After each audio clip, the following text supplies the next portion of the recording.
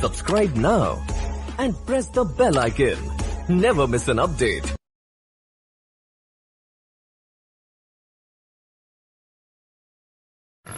5 seconds. Sir, the role of audiovisual aids also in school education has not been fully appreciated and given a flip. Though the CIET is there to look after the implementation of these programs and educational technology and helping the SIETs in the states, not much progress has been made and many schools have not got the TV sets or video so far. In fact, the government of Andhra Pradesh, as the minister very well knows, has made a lot of progress in introducing audiovisual aids in the schools for classes 1st and 2nd. All the lessons have been converted into video cassettes and schools have been given video sets also. The midday meal scheme is being successfully implemented by the Tamil Nadu government. In Andhra Pradesh, we are not able to sustain the scheme for lack of resources and also organizational backup. About this also, the center has to take a view and wherever possible this should be encouraged so that retention of children in the schools will be higher. Similarly, many states are supplying uniforms and textbooks to school children. For this also, there should be a special provision in the center budget to assist the states. As I mentioned earlier, the 3-language formula is not working properly in the Kendriya Vidyalayas.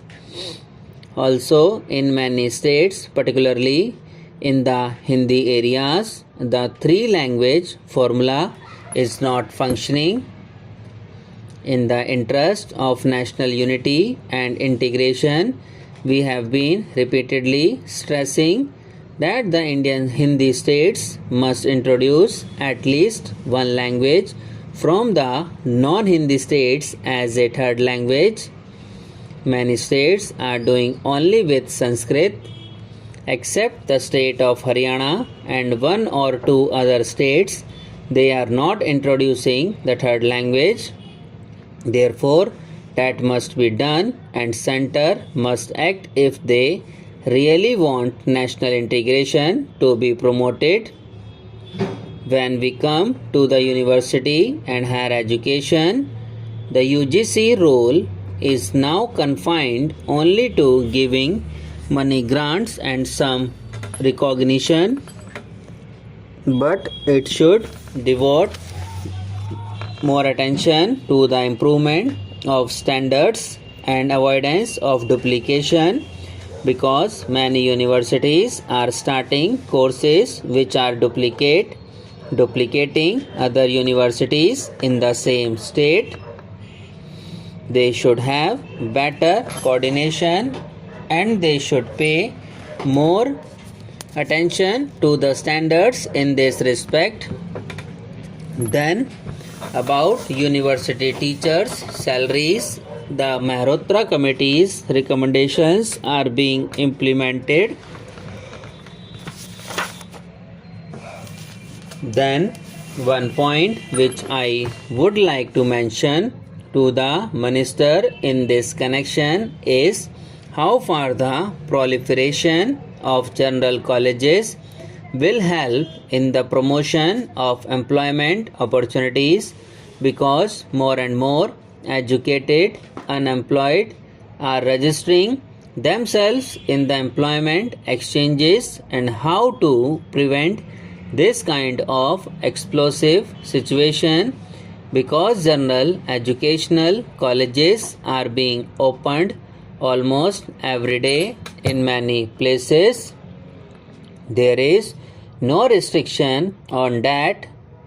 The state governments are also not placing proper restrictions on the opening of those colleges. In this regard, a policy should be evolved also. Also, the role of the private sector, private enterprise in running these colleges, particularly in the higher education, should also be defined.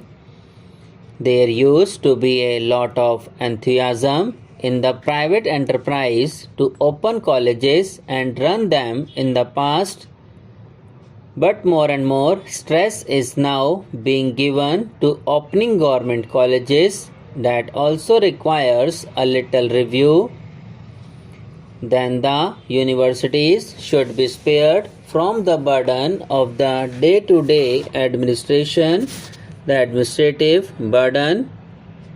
They should devote more time for research and maintenance of standards, etc. in colleges.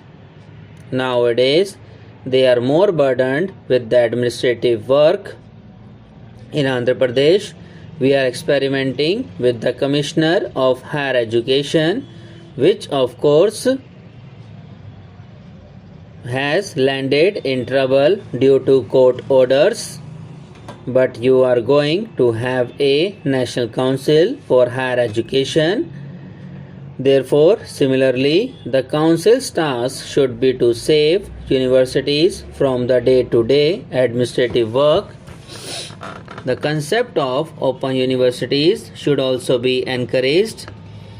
In that respect, also Andhra Pradesh has taken a lead. It was the first state to start an open university.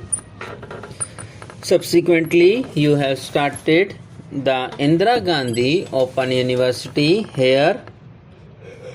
Sir, more and more states should be encouraged so that those who cannot attend colleges regularly can take advantage of the education offered by the open universities.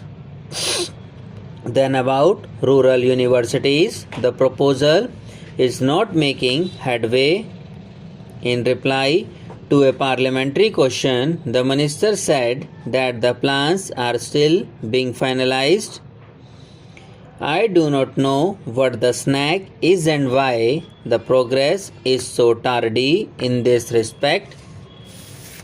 Another area where little progress has been made is in regard to delinking of degrees from jobs. The national policy on education has suggested that the Department of Personnel should complete a review of the job requirements and recruitment rules to identify those jobs which can be delinked from university degrees. The Department of Personnel has not completed that task so far, and National Personnel has not completed the testing services was to be established to advise specific tests in this regard. Sir, the role of audiovisual aids also in school education has not been fully appreciated and given a flip. Though the CIT is there to look after the implementation of these programs and educational technology and helping the SIET in the states, not much progress has been made and many schools have not got the TV sets or video so far. In fact, the government of Andhra Pradesh, as the minister very well knows, has made a lot of progress in introducing audiovisual aids in the schools. For classes first and second, all the lessons have been converted into video cassettes and schools have been given video sets also. The midday meal scheme is being successfully implemented by the Tamil Nadu government. In Andhra Pradesh, we are not able to sustain the scheme for lack of resources and also organizational backup. About this, also the center has to take a view, and wherever possible, they should be encouraged so that retention of children in the schools will be higher